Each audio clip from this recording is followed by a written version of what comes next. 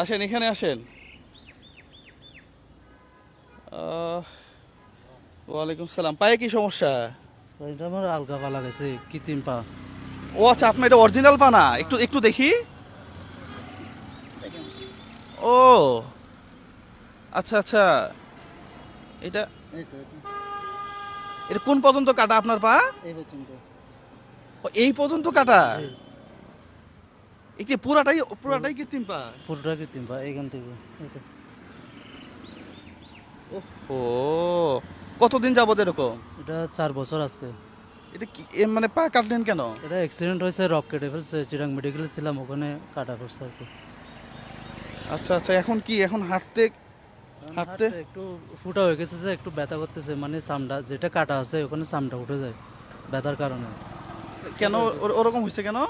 অনেক দিন হয়ে গেছে না, এটা মানে মেরামত করতে হবে আর কি। ও, এটা কি এখন পাটা মেরামত করলে আপনি আরামে চলতে পারবেন নাকি? হ্যাঁ। আচ্ছা আচ্ছা, এখন একটু হাঁটেন তো দেখি। ও, হ্যাঁ। আসলে একটা পা যে কত মূল্যবান, হ্যাঁ? জি, এটা যাদের পা নাই তারাই বুঝে। তারা বুঝবে। আপনার কাছে কি মনে হয়? আমার তো এই জীবনটা অনেক, মানে কি বলবো, বাসা খুঁজে পাচ্ছি না সেটা। আমার জীবনটা কিরকম চলতেছে এটা। মানে আমার কেউ কেউ যদি আপনাকে মানে শত্রুকে না দেখে এরকম জীবন। হ্যাঁ, মানে আমার কাছে যেটা মনে হয় যে কেউ যদি বলে যে ভাই 1 কোটি টাকা দিব তোমার একটা পা দিয়ে দাও, আমার মনে হয় না কেউ দিবে। দিবে? কে দিবে সেটা? একটু একটা বা 20 টাকা চেয়ে এটা বড়। একটা পা, হ্যাঁ? টাকা দিয়ে কি করবো মানুষ? টাকা দিয়ে কি করবে? এখন কি এটা কি মেরামত করতে পারতেছেন না? না, মেরামত করতে পারতেছি না। কি করেন আপনি? আমি একটা সিকিউরিটি গার্ডে জব করি, বাইজিৎ। ও, ফ্যামিলি? ফ্যামিলি আছে বা? বাচ্চা কাচ্চা? জি আছে, একটা ছেলে একটা মেয়ে। ও, এটা মেরামত করতে কেমন টাকা লাগে? এটা মেরামত করতে একটা আছে 8,000 টাকা, একটা আছে 6,500 টাকা।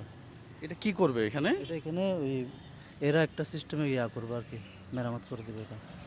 আচ্ছা, আপনি মনে হয় আর একটু কম বলছিলেন আমাকে। 5,000 টাকা বলছিলাম না। হ্যাঁ, এটা 6,500 টাকা, মানে একটা আছে, একটা 8,000 টাকা, ভালোটা। ভালোটা 8,000? জি, আর একটা 6,500 টাকা। আচ্ছা, দেখি আসেন তো। এখন যেখানে চাকরি করতেছেন সেখানকার কি অবস্থা? ওখানের অবস্থা ভালো না, ওখানে ফ্যাক্টরিটা বন্ধ হয়ে যাওয়ার পরে আমাকে সপ্তাহে 1,000 দেড় হাজার টাকা দিতেছে প্রতি সপ্তাহে। 4 সপ্তাহ মিলে 4-5 হাজার টাকা পাই। ঘর ভাড়াও বাকি রয়ে গেছে, কোনো মতো চলতে পারতেছে না। একটা যদি আপনার চাকরির ব্যবস্থা হতো, তাহলে আমি আমার পরিবার নিয়ে 4টা ডাল ভাত খেয়ে বেঁচে থাকতাম আর কি। এটা কেমন চাকরি বলেন তো? এটা আমি রোলিং মিল আছে, রোলিং মিলের সিকিউরিটি ইনচার্জে ছিলাম। মানে এখন